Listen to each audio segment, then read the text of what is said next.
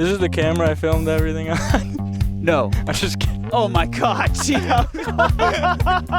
Aidan Gallagher is the definition of a free spirit. He moves from one absurd adventure to the next, and he documents the whole thing with this unique style that is at once somehow totally homemade, but also totally cinematic. I pretty much built most of my YouTube career on my point-and-shoot camera. Watching Aidan's films is a vibe that takes me to this childlike feeling of exploration and discovery. I love to push out of my comfort zone. I don't take things that serious. And he takes thrifting to a whole new level. I have a drawing pad I got for $15 at a Goodwill like 5 years ago.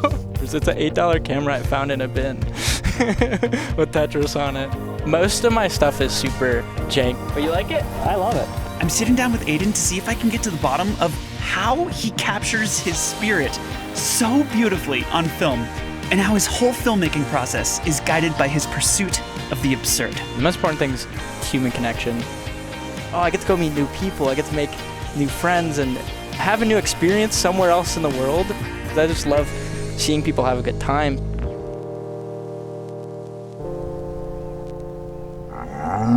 Mr. Aidan. What's up? Thank you for being here.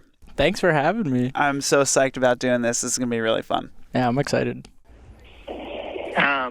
I'm probably not going to be able to make it out today. The snow is coming down pretty hard right now, and I'm pretty scared to drive after my recent accident. But, hey, look at the bright side. I'll send you some videos. It's really pretty out here.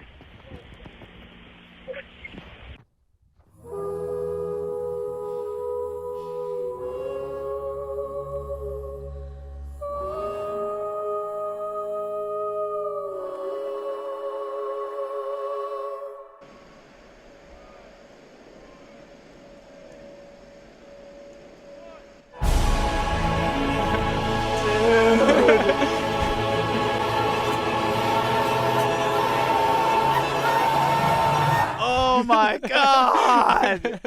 Okay, we have to talk about this. I wanted to pause on every shot and I stopped myself, but now we're going to go back and watch everything shot for shot. That sequence is so fucking powerful and such a great way to start a video, because this like crazy title sequence and that music just makes me feel like I'm about to see the most profound fucking thing I've ever seen in my life. I appreciate that. Yeah, I mean, going into it, I guess that was kind of the idea, just to make something really crazy. I mean, something that pops. Yeah. And I mean, even with the beginning intro sequence, like, is what happened. I was snowed in somewhere, and I had to cancel my plans. And I think it goes along with the life and its beautiful absurdness, because it's like, hey, my plans are canceled, but I'm here in this beautiful place, and this is awesome. And you're just going to enjoy it. Yeah, and that was kind of the basic premise behind this beginning sequence. Is that the voiceover that we're hearing here? Yeah. Coming down pretty hard. What is that voiceover? Come it's on, dish. It is a voiceover I sent to my friend, and then I was like, hey, can you record that for me and send it back? It just all has such a feeling and vibe to it. Okay, how did you get that shot? This sort of like circling dolly kind of thing. What is that? It feels like just magic and earth opening up and staring at the heavens and existentialism. Like, what is this shot? I was shooting 120 frames per second because I wanted to get the snow falling down, kind of. And my friend literally just, went like this. Yeah, he just went like, I was like, here, just record me. I'll turn one way, you turn the other way. And I was like, oh, that looks cool. None of this was planned out. We saw this in the park and stopped and just recorded a bunch of stuff. And then I pieced it together into the intro. Yeah, it's actually really scary. This was in Utah, and I just got a new car because I had just gotten crashed into a few months prior.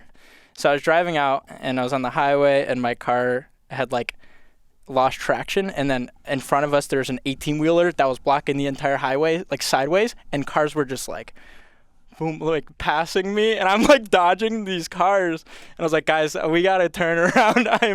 I'm kind of over it. So we left, and on the way back we stopped at this park like right near where we were staying, and then got snowed in. Yeah, it's a really magical intro. Okay, my recent accident. So that's a great shot. But hey, look at the bright side. And you said you filmed in 120 on what camera? Yeah, this is the camera I filmed everything on. No. I'm just kidding. Oh my God. Yeah. But I wouldn't be surprised if that was actually it. I have used this in videos before. There's footage you could find in some. I think in this video at some point I used this camera footage. Really? Yeah. There's no filters. It's an $8 camera I found in a bin with Tetris on it. Those are some of the best mics look like that, actually, too. Really? Yeah, just like shitty digital, like USB, like play toy mics, and they sound amazing on drums and stuff. Oh yeah. I do love that. I love the fuzziness of and like the messiness of a lot of it. You know? I pretty much built most of my like YouTube career on just like my point and shoot camera. Like I didn't even use a tripod for most of my. What is your videos. Point and shoot camera? It's a Sony RX100. Okay. I've gone through like 3 different ones in my time on YouTube because I just like it's a small camera. There's no lens, and I just shot most things on auto. This video was shot on my A7C though. Okay. And then you just use the kit lens that came with the camera too. Yeah. And for these shots, and they came out really nice. Yeah, it's beautiful. I'll send you some videos. It's really pretty out here.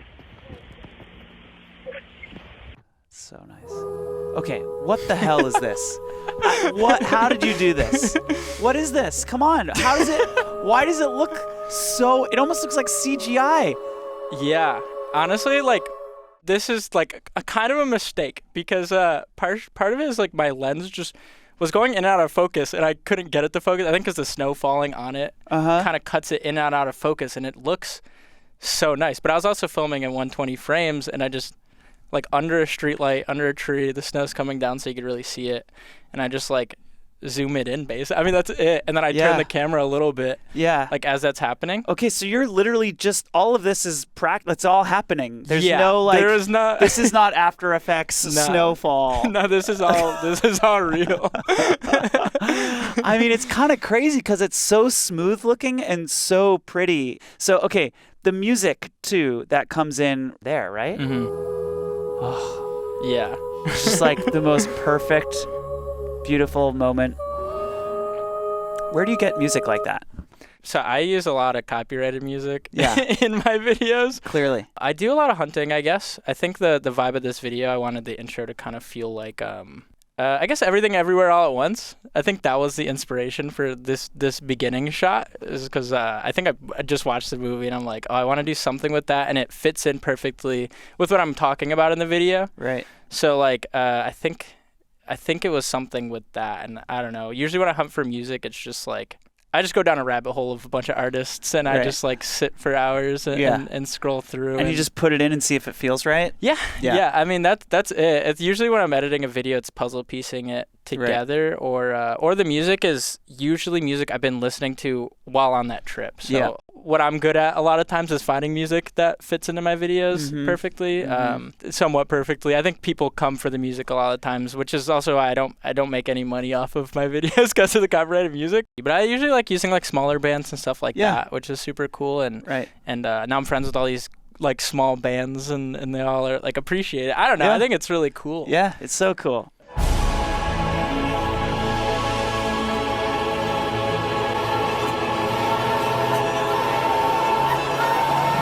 Okay, can we so walk us through, like, there's like effects on the video, there's the blue and red like doubling effect. There's a bunch of different fonts that are changing every like 2 or 3 frames. Yeah. Like how did you make this sequence here? So every shot is shot. I mean, every shot's from the video basically. I think I threw on that circular blur. And then I throw on that like 3D effect kind of. And then every clip is zooming in. So it looks like it's like a kind of like this weird infinite zoom type thing. Right. And then I've always liked, usually I hand draw all my texts, but this, like, I had this idea to, I mean, just like quick change.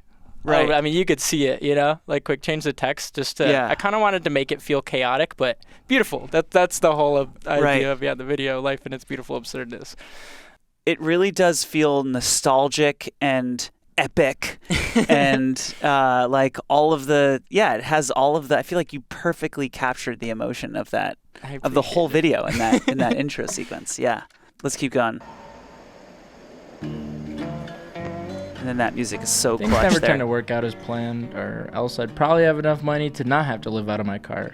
If all my plans worked out perfectly, I'd probably be living out of a tricked-out double-decker bus and be married to Biba Doobie instead of sleeping in a hotel parking lot and, hypothetically, stealing the hotel breakfast. Not that you would do that. Not that I would ever do that. Okay, so is this where you lived? Is this your bed? Yeah, that's the setup. So it's a board in the back seat of your car. Yeah, I built the wood platform that folds up if I want to, turn it up, and then I bought this foam pad off Amazon and some curtains. And this is what I lived out of for 6 months, the beginning of this year, up until I think July or June or something. Did you bathe? Yeah. The strat is I have a gym membership at Planet Fitness. So Nice. A lot of times we go to Planet Fitness in the morning, or sometimes we'll just like find a stream, a river to swim in the morning. Wow, man. Wow. Or I'm like usually like sometimes I'll stay on people's couches and stuff like that. If the chance comes up, Yep. But if worse comes to worse, like, it's kind of cozy. It feels like you're in a little fort. Yeah. Yeah. What kind of car is it? It's a Lincoln, it's not a big car. And, like, you could see here the space between, like, me laying here and there is not a whole lot. So I can't really turn. I just, like, lay on my back. And you did this for 6 months? Yeah. Why? Because you were traveling around and you wanted to just be roaming? Yeah. I mean, that's it. I just wanted to, it's like I don't have to pay rent. I don't have to do anything. I moved out of my, apartment in Florida and then just spent my money on experiences and traveling and gas and doing whatever I wanted. It was like an extra $1,000 to do whatever. Right. Where did your like free spirit vibe come from? Was there a precipitator in your life that sort of set you off in that direction, or where does that come from inside you? I think a lot of it comes from like my childhood growing up. I moved around constantly. So I was born in New York, and then I lived in West Virginia, Ohio, Florida, New Hampshire, Georgia, Missouri, North Carolina. Oh my God. A lot of places. So growing up, I constantly move. What did your parents do? My dad was military. So actually my whole family was military. I was the first one to be like, I don't want to do that. I did Air Force cadets as a kid, actually, which was funny because I went down the opposite route, I feel like. But I think moving around a lot as a kid, I realized like I can kind of almost reinvent myself everywhere I go. And then I could just go and make new friends. The first couple times I hated it, and then I started to embrace it. I was like, oh, I get to go meet new people. I get to make new friends and have a new experience somewhere else in the world. And I think it really shaped my mind growing up. And I never really settled anywhere. I just kept going. I kept moving. And I was like, I want to see what else is new. I want to experience that. And I just want to make friends because I loved going somewhere. And I've been new places. It felt really lonely and it sucks. So I feel like I've always been the person of like, oh, let me bring someone into the friend group and show them a really good time because I just love seeing people have a good time. So a lot of my videos is usually me just meeting up with anyone. Usually a DM, whatever it is, because I'm like, oh, let me get some new perspective on a new person in a new place. And that was it. I traveled, lived out of my car for 2 years because I just wanted to experience different lives. Yeah. In this sequence here, post intro, you're setting up this with this like fun indie rock song, this life that you have. And I guess when you think about making a video, do you have this structure in mind first before you make it, or are you shooting your life and then making sense of it 6 months later? Oh yeah, this video probably came out like maybe a month or two after I shot everything. I think most of the time it's just shoot anything I'm doing, and it's like usually my thoughts around the time like that I'm kind of going through, and I'll write down ideas like while I'm traveling if stuff hits me. But I think the way that I film is nothing is ever really all that planned out at all, which is a double-edged sword. Right. Puzzle piecing together a video after I get 60 hours of footage or whatever from like a trip, and then trying to make that into a story sometimes easy, sometimes it's kind of hard, and I have to really think and reflect, which I think is helpful though for my mental at least, to reflect on everything that happened and really try to make sense of everything going on, Totally. Yeah. It's so funny. There's so many different approaches to to that. There's like the hyper-focused pre-production approach where everything is mapped out. And then on the other end, there's the film it all. And so then you must have hours and hours of footage that you have to sort through to like edit a video like this. Yeah, and like a video like this was probably like 3 weeks of traveling. And it's usually record a lot, like everything I can. And then puzzle piece it together after. So. And then at some point, the voiceover comes, right? Like we're hearing voiceover here. Yeah. Things never tend to work out as planned, or else I'd probably have enough money to not have to live out of my car. And that's scripted. Yeah, that's scripted after the fact, yeah. Okay. Kind of just as I'm editing, I usually I'll jot some stuff down, yeah. And then how do you record the voiceover? Like into what? I just use a normal mic. I forget the name of it, but... It's like a little desktop mic or something? Yeah, that's it. It's actually, I might have actually recorded this on my iPhone because I do that sometimes. Yeah. I mean, it works. Like, I throw like a blanket over my head and just record it into my phone, and that works, you know? Yeah. I don't know if like I'm like really a filmmaker, but I guess like most of my stuff is super jank, I feel like. Like a lot of my videos... That's the new way, man. That's the vibe. Ready? Drop it.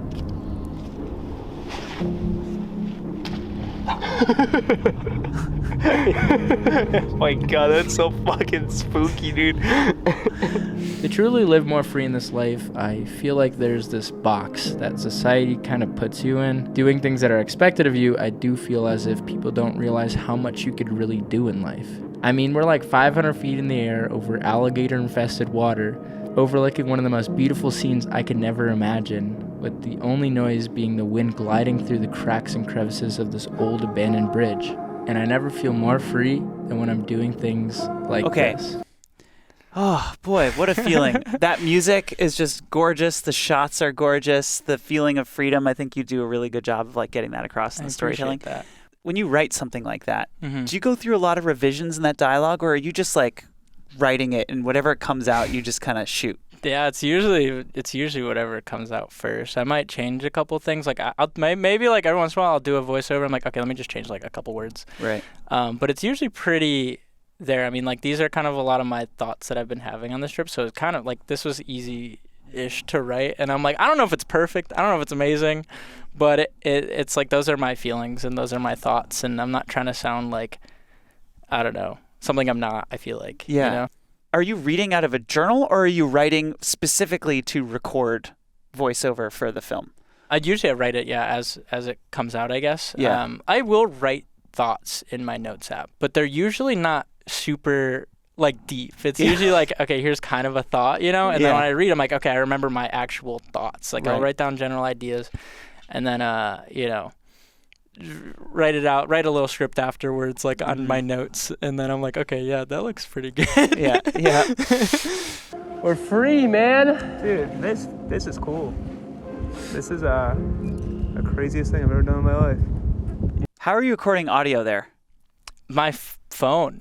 If you can see my phone down here. Oh, so it's the audio from that phone. Yeah. Yeah, and that's what I like recording a lot, just from my phone. I record a lot of audio, usually conversations, and I mean, a lot of times people don't know exactly I'm recording, but I think that's when you capture the best stuff. There's no pressure. It's also very illegal. It is illegal, and I let them know after the fact. I do that too. Cause you're absolutely right. I mean, I remember, I did that at Thanksgiving dinner. Because it was just like, I was sitting there, like, thinking about my family, and it was just like a very emotional moment.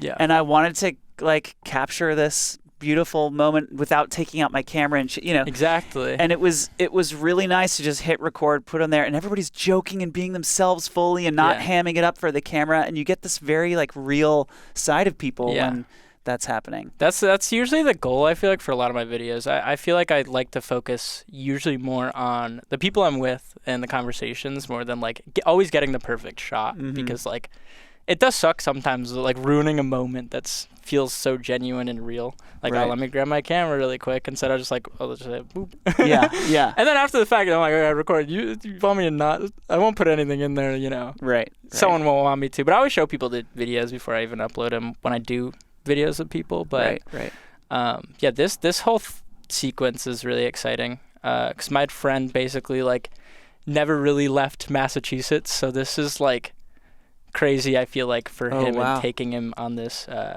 this big adventure. That's cool. But yeah, this feels unreal. You're like 500 feet in the air above alligator infested water, and it. And you guys are just fucking sitting on the edge. Yeah. Because it's crazy. Yeah. Yeah. I feel like it's kind of... What is that titling? How are you doing your chapter titling there? I hand draw the frames. I have a drawing pad I got from for $15 at a Goodwill like 5 years ago. Like a digital drawing pad. Yeah.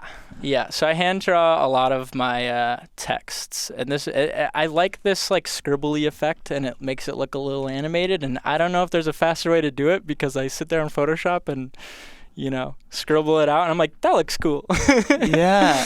I mean, everything about these feels homemade to some extent. Yeah. But like even this shot, the composition is incredibly cinematic. The way you've divided the screen here, we've got sky, we've got title, like you're in thirds here. Yeah. It clearly is homemade, but then made with incredible expertise at the same time. I appreciate that. I like that homemade feel. I like the feeling. Like hand drawn stuff. I think it just adds a level of like, I don't know, myself. I had this idea. I'm like, oh, that would be cool for a title. Yeah. Like you see the big city. We were at the park. There was no one there. It was like raining out. Yeah. And I was like, okay, I was like to my friend, I was like, go really, really far away. I feel like it's kind of crazy to think about how many stupid things you could really do in your life. Don't worry, Travis. Wait, what did we just see there? What was that? It's so little chop-ins. Yeah, that was actually, I think 3 separate shots I put into like one, basically.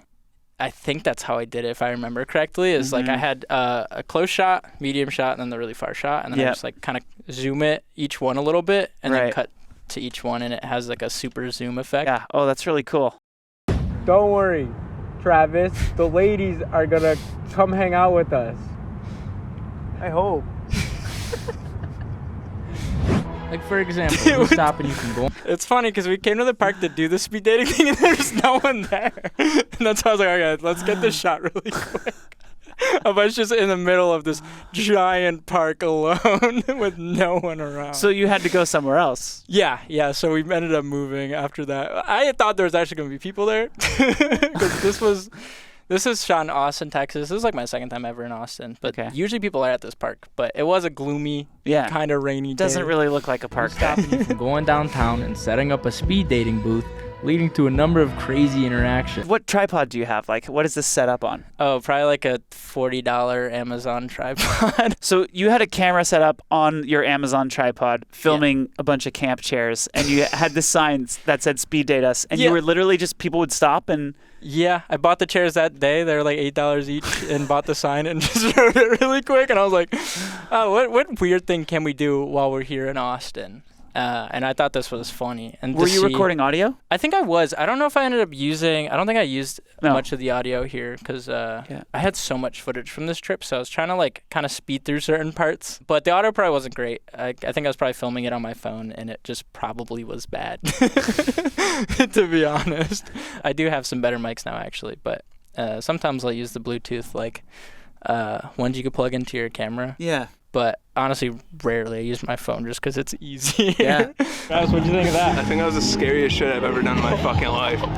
What's so scary It's like the worst. We're just square dancing. Bro, that wasn't square dancing.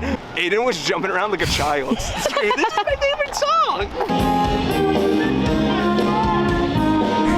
This is kind of a scary place to set up a tripod and film shit. Like, did you feel comfortable doing that? Oh, it was kind of scary. I think like I love to push out of my comfort zone. I don't know. I don't take things that serious most of the time. Yeah. And it's just like, oh, it'd be really funny. So I was like, dude, come out here and dance with me. My friend was super nervous. And then I was like, okay, how can I embarrass him a little bit? So I'm just like, this is our song. Like just jumping up and down. I mean, I was nervous watching this. Yeah. Because they played our song. Aidan, watch out. We don't have a song. Who's holding the camera right now? So this is my friend Kyle. We had met up with halfway through our trip. He lives out of his car too. We traveled for 4 months together, just living out of our cars. I helped him shoot some stuff. He helped me shoot some stuff. But yeah, it's all on the go shooting. So it's like we're just goofing around. This is a great shot to kind of get into the absurdism philosophy and this idea. Like, when did that start for you, and what does it mean to you? I had a really bad mushroom trip in Florida a while before this. I was like sitting on a beach, and then these dark clouds came in, and then I run to the hotel room because I'm like, oh, why is everything going wrong?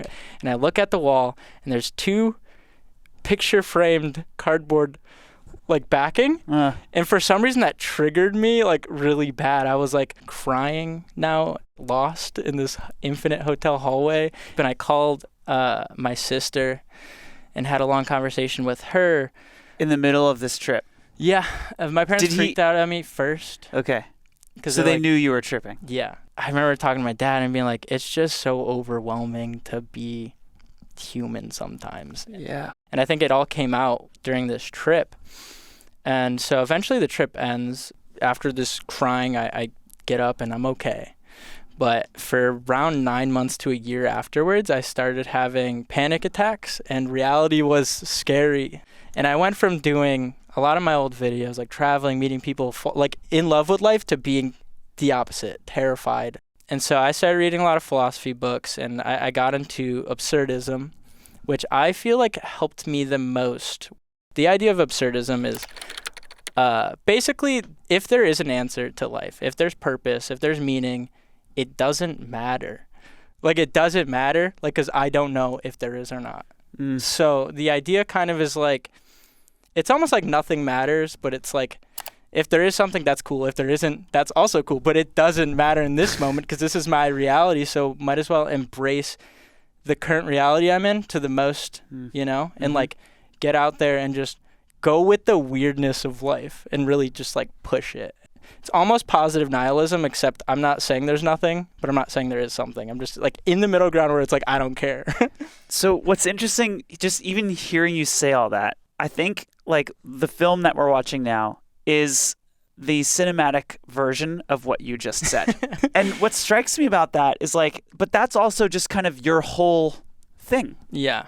Usually films are created around emotions or experiences, and your films are created around a philosophy. It's just interesting. I've never seen that before. Yeah. I mean, yeah, I guess that was a lot. I mean, recently, a lot of my films are basically about that. Right. That's it. It affected me so much in my life. It's the biggest thing. Yeah. And I think that's what I want to convey, because I'm like, you could make life weird and have fun with it, you know? Yeah. Yeah. Even if it is a little scary sometimes. I've come to terms with the thought that nothing inherently matters. I mean, what is really the point of anything? God, I love that shot.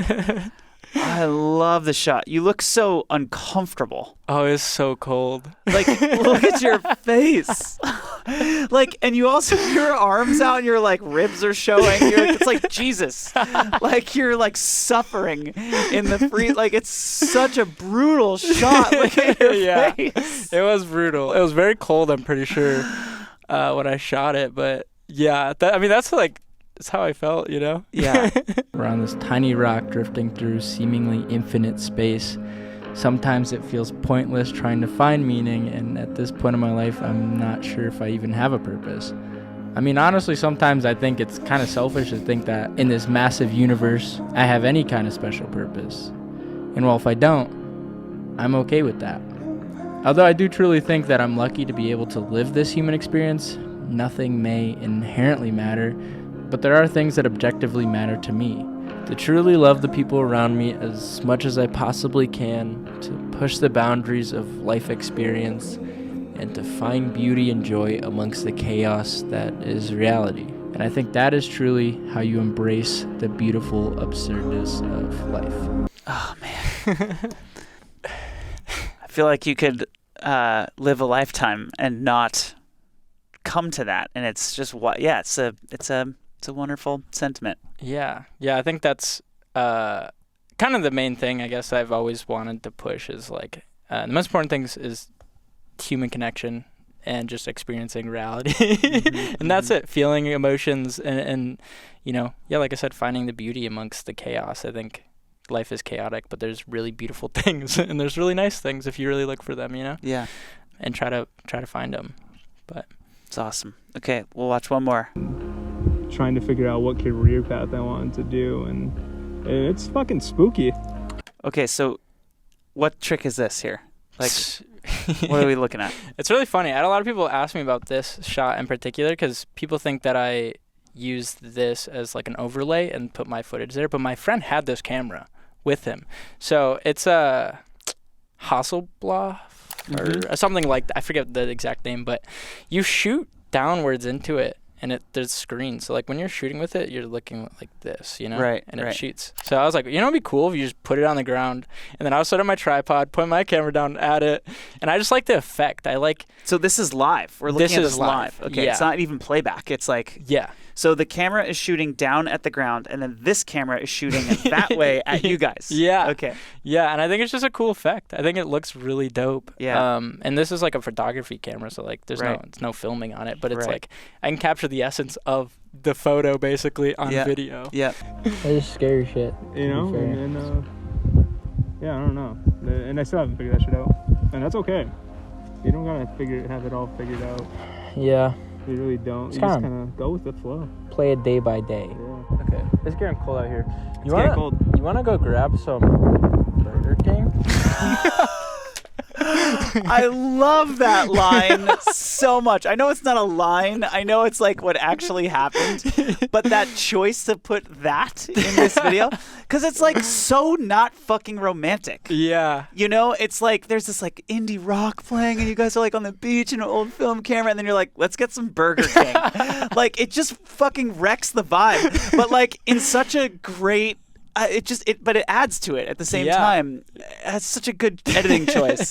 It's just funny to me. Yeah, it's like, I don't know. It doesn't matter. Let's go get Burger King. At the end of the day, nothing. Like, what we're talking about, that's cool. But it's like, let's go live now. Let's go get some Burger King. That's what I was thinking. Go get some Burger King. That's crazy. Everyone hates Burger King. People are in the comments like, yo, what the fuck? If you hate Burger King, respectfully, fuck you. Maybe, okay, if I had to say one more thing about all this that is so wonderful is like the combination of like total profundity and meaning with idiocy and like silliness and randomness.